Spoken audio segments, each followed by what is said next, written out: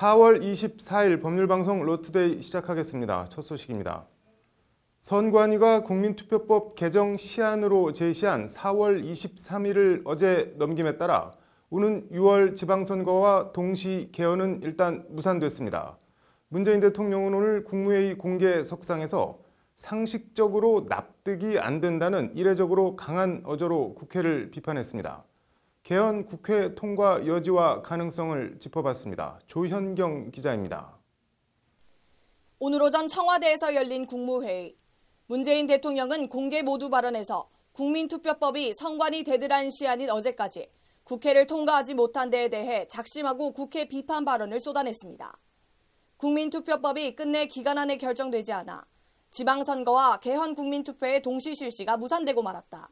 이로써 국민께 다짐했던 약속을 지킬 수 없게 됐고 국민께 매우 유감스럽고 안타깝다는 말씀을 드린다.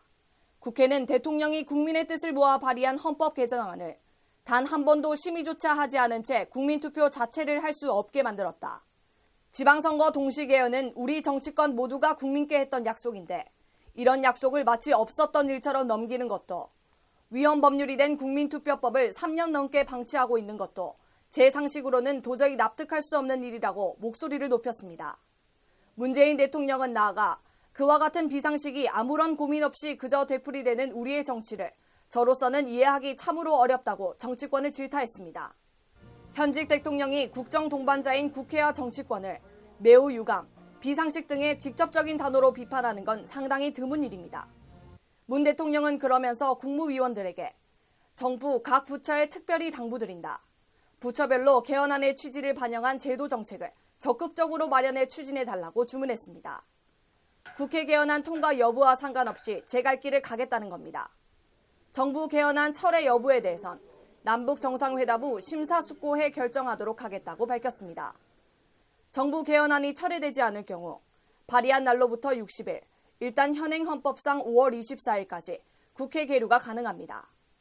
문재인 대통령의 오늘 국무회의 발언에 대해 여당인 더불어민주당은 야권이 개헌안을 무산시켰다며 화살을 야당에 돌렸습니다. 자유한국당 등 야권은 자신들이 맞춰놓은 시간표에 응하지 않았다고 개헌이 무산됐다는 것은 억지 논리라며 개헌 동력은 살아있다고 반발했습니다. 여당은 개헌이 무산됐다고 하고 오히려 야당이 개헌 동력이 살아있다고 하는 역설적인 상황. 국회가 극적인 합의를 이끌어낼 수 있을지 주목됩니다. 법률방송 조현경입니다. 딸에 이어 이번엔 어머니입니다. 물벼락 갑질 논란을 일으킨 대한항공 조현민 전무 어머니, 이명희 이루재단 이사장의 갑질 동영상이 공개되면서 파문이 일파만파 커지고 있습니다. 관세청과 경찰에 이어 국토부와 공정위까지 그야말로 한진과 연관된 모든 사정당국이 한진 총수 일가를 압박하는 모양새입니다. 박지민 기자입니다. 검은 옷의 여성이 주머니에 손을 넣고 뭔가를 가리키며 한 여성 직원을 세게 질책합니다. 이 여성 직원은 큰 죄라도 지은 것처럼 손을 모으고 고개를 푹 숙이고 있고 그 옆에 남자 직원들은 차렷 부동 자세로 서 있습니다.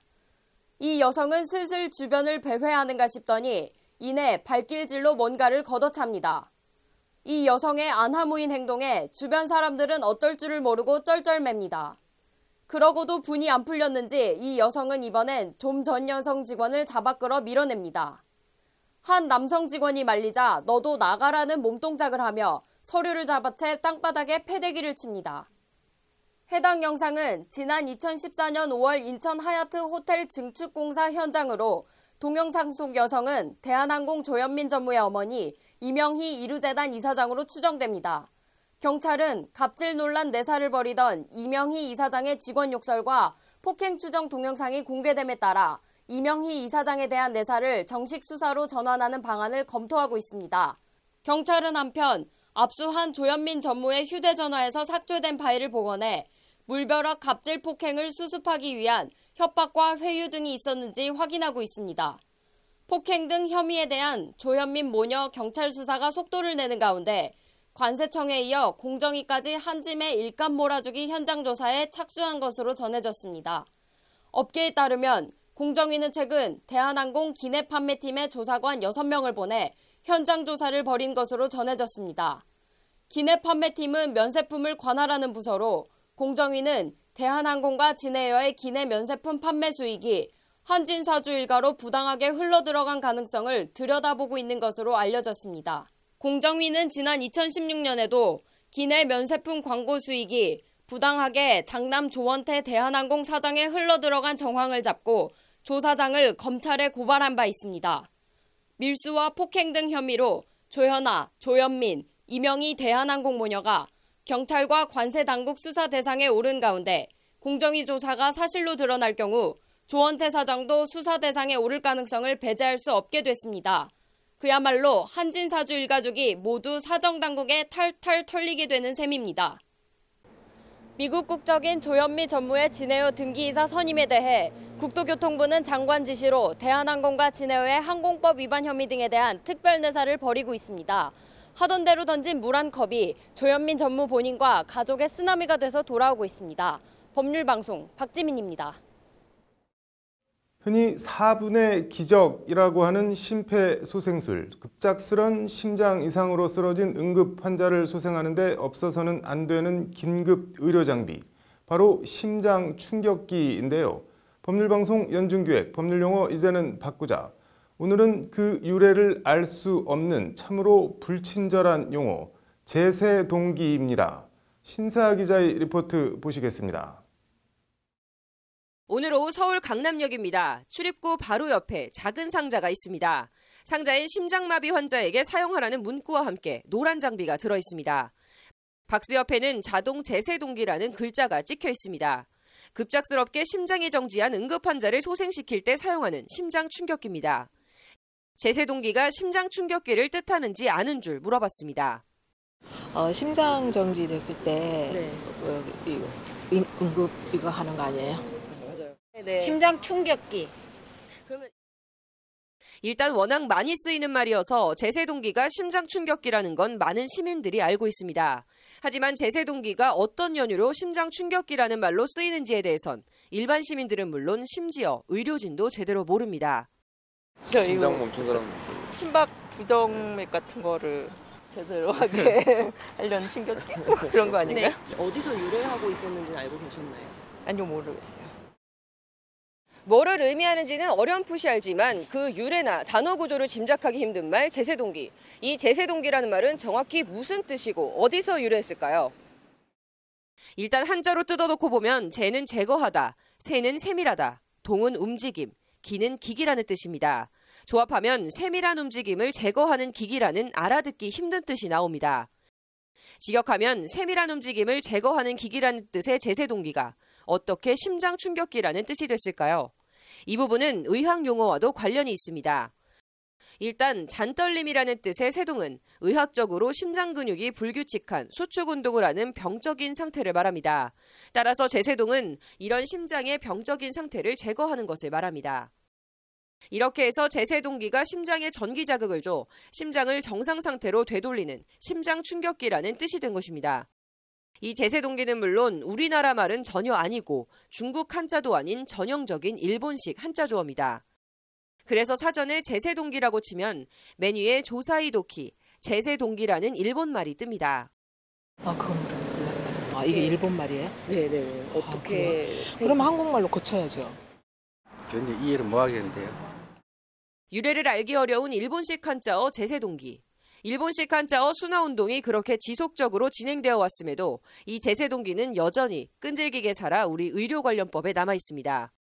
응급의료에 관한 법률 제47조의 2항, 자동 제세동기 등 심폐소생술을 할 수 있는 응급장비를 갖추어야 한다는 조항이 그것입니다.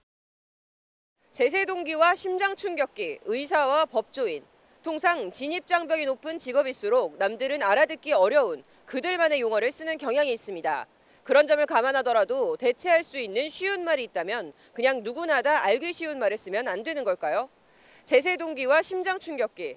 법률방송 법률용어 이제는 바꾸자 신세합니다.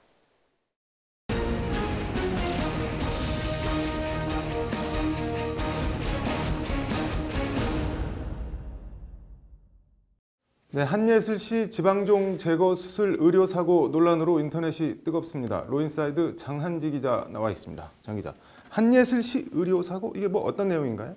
네, 한예슬 씨가 지난 20일 자신의 인스타그램에 수술 부위 사진을 올리면서 파문이 시작됐는데요. 네. 지방종 제거 수술을 받다가 의료사고를 당했다. 매일매일 치료를 다니는 제 마음은 한없이 무너진다. 솔직히 그 어떤 보상도 위로가 될 것 같진 않다라는 게 한예슬 씨가 올린 글입니다. 네. 지방종 제거 수술 이게 뭔가요? 네, 지방종은 쉽게 말해서 네. 이제 지방 세포들이 뭉쳐져서 종양처럼 부푸는 증상인데요. 네. 한예슬 씨의 경우 옆구리 쪽에 이 지방종이 생긴 겁니다. 네. 그런데 수술이 뭐가 문제였다는 건가요? 네, 한예슬 씨가 자신의 인스타그램에 사진과 글을 올린 다음 날 이제 차병원은 바로 관련 경과 내용에 대한 입장을 밝혔는데요. 네. 차병원 측에 따르면 한예슬 씨 옆구리 피부를 절개해서 네. 이제 지방종을 제거하는 과정에서 뜨거운 인두로 피부를 건드려서 화상을 야기했다고 합니다. 네. 이제 화상이 생기자 피부 봉합을 시도했지만 이제 네. 여의치 않아서 한예슬 씨를 화상 성형 전문 병원으로 옮겼다는 게 네. 차병원 측의 해명입니다. 네. 아무래도 한예슬 씨가 유명 연예인이다 보니까 네. 이제 발빠르게 의료 과실을 인정하고 사과한 걸로 보입니다. 네. 이런 의료 사고의 경우에는 법적 책임이 어떻게 되나요? 네, 한예슬 씨가 고소 고발을 할 경우에요. 네. 이제 민사적으로는 피해자에 대한 손해배상 책임 소송이 있고요. 네. 그다음에 형사적으로는 업무상 과실치상 이제 혐의로 처벌을 받습니다. 네. 진료 기록을 부실하게 기록했거나 아니면 의료 과실을 숨기기 위해서 진료 기록을 조작한 것이 드러나면 네. 면허 정지 등 행정 처분도 받을 수 있습니다. 네. 그런데 앞서 잠깐 언급하긴 했지만 병원이 먼저 이렇게 의료 과실을 인정하는 거는 드문 경우 아닌가요? 네, 통상의 경우는 아닌데요. 네. 관련해서 이제 지난 20일 청와대 국민청원 게시판에 의료 사고가 발생한 경우 피해자의 입증 책임을 완화할 수 있는 법률 제정을 부탁한다는 청원이 올라온 상태입니다. 네. 한마디로 병원과 의료 소송은 이제 말 그대로 계란으로 바위치기, 이제 다윗과 골리앗의 싸움이니까 이를 좀 개선해 달라는 청원입니다. 지금은 조금 완화되긴 했지만요. 네. 의료사고 병원 과실 입증 책임은 지금도 여전히 피해자에게 있습니다. 네. 이제 병원과 환자 이런 정보의 비대칭성 때문에요. 의료 소송은 계란으로 바위치기라는 말이 나오고 있는 겁니다. 네. 관련해서 의사 출신 변호사의 말을 한번 들어보시죠. 네. 의료사고나 또는 뭐 공해소송이나 이런 것 같은 경우에는 정보가 비대칭적으로 돼 있으니까 의료진들이 훨씬 더 많은 정보를 받고 있고 의료적인 전문 지식이 부족하기 때문에 전적으로 환자 측에서 이 모든 과실을 입증하는 것이 실제로 쉽지가 않기 때문에 따라서 의료사고의 경우 이제 과실이 있음을 피해자가 입증하는 게 아니라 네. 과실이 없었음을 병원 측이 입증하는 걸로 바꾸도록 법을 개정해달라는 게 그동안 의료사고 피해자들의 오랜 요청이었습니다. 네. 네, 뭐 무조건적인 처벌이 능사는 아니지만 의료사고 피해자들의 억울함은 좀 풀어주는 쪽으로 법 개정이 이루어질 필요가 있어 보이네요. 오늘 잘 들었습니다. 네, 지난 2015년 12월 10억엔 우리 돈으로 100억 원 정도의 일본군 위안부 문제를 팔아넘긴 굴욕적인 협상이었다는 평가를 받는 한일 위안부 합의. 이 한일 위안부 합의 폐기를 촉구하며 일본 대사관에서 기습 시위를 벌인 여대생이 있습니다. 오늘 앵커 브리핑은 주거 침입죄 관련한 얘기입니다. 당시 위안부 피해 할머니들을 돕는 대학생 단체 평화 나비 네트워크 대표였던 김샘 씨는 회원 30여 명과 함께 대한민국 국민은 굴욕적인 한일 위안부 협상을 반대한다는 등의 손 피켓을 들고 매국 협상 폐기하라 같은 구호를 외치며 1시간가량 시위를 벌였다고 합니다. 이 시위가 문제가 돼서 김샘 씨는 폭력 행위 등 처벌에 관한 법률 위반 혐의로 기소됐습니다. 구체적인 혐의는 공동 주거 침입입니다. 1심 재판부는 건물 소유자나 관리인이 피고인들의 점거 농성을 사전에 알았다면 출입을 허락하지 않았을 것이라며 건조물 침입을 유죄로 봐 벌금 200만 원을 선고했습니다. 항소심도 1심 판결을 유지했고 대법원 일부도 김샘 씨에 대한 주거 침입죄 유죄 벌금 200만 원 원심 판결을 최종 확정했다고 오늘 밝혔습니다. 지난해 5월 25일 자신에 대한 벌금 200만 원 선고 당시 김샘 씨가 한 말입니다. 떳떳합니다. 그리고 겉으로는 제가 불법적인 행위를 한 것처럼 보일지도 모르겠습니다. 하지만 역사적으로 사회적으로 정당하게 행동한 사람이 누구인지 되묻고 싶습니다. 적폐가 끝까지 해결하고 싸우겠습니다. 네, 끝까지 싸우겠다던 김샘 씨의 싸움은 실정법적으론 패배로 끝났습니다. 법이 그렇게 돼 있다고 하니 법원으로선 어쩔 수 없는 측면도 있을 겁니다. 하지만 법원은 그렇다 치고 김샘 씨를 기소했던 검찰과 김샘 씨 말대로 역사적으로 정당하게 행동한 사람이 누구인지 되묻고 싶습니다. 참고로 박근혜 정부의 검찰은 일본 대사관에서 나가달라는 일본 대사관의 뜻에 반해 박근혜 정부의 한일 위안부 합의 무효 시위를 벌인 김샘 씨에 대해 징역 1년 6개월을 구형했었습니다. 앵커 브리핑이었습니다. 이어서 법조계 소식 전해드리겠습니다. 법무부 검찰과거사위원회가 오늘 김학의 전 법무부 차관 성접대 의혹 사건에 대한 본조사를 검찰에 권고했습니다. 김 전 차관은 지난 2013년 건설업자로부터 강원도 원주별장에서 성접대를 받았다는 의혹이 불거진 후 동영상이 발견됐지만 검찰은 무혐의 처분했고 이듬해 동영상에 나오는 여성이 자신이라고 주장한 사람에 의해 고소됐지만 검찰은 재차 무혐의 처분했습니다. 서울경찰청은 오늘 댓글 조작 사건 드루킹 일당과 500만 원의 돈 거래를 한 김경수 민주당 의원의 보좌관 한모 씨를 곧 소환 조사할 방침이라고 밝혔습니다. 경찰은 드루킹 자금 추적을 위해 느릅나무 출판사의 세무 업무를 담당한 회계법인과 파주세무서도 압수수색했습니다. 사법연수원은 오늘 문화재청과 문화유산 향유 기회 확대와 상호 협력 증진을 위한 업무 협약을 체결했습니다. 양측은 문화재 관련 법률 워크숍 개최 및 문화유산 안내 해설, 인문학 강의 프로그램 등을 서로 지원하기로 했습니다. 문재인 대통령은 오늘 국민권익위원회 부위원장에 이건희 법무법인 동인 변호사를 임명했습니다. 이신임 부위원장은 1990년 검사로 임관해 서울지검 형사6부장, 창원지검장, 대검 공판 송무부장 등을 지냈으며 지난해 9월부터 5개월간 활동한 국방부 5.18 특별조사위원회 위원장을 맡았습니다. 4월 24일 로투데이 마치겠습니다. 시청해주셔서 감사합니다.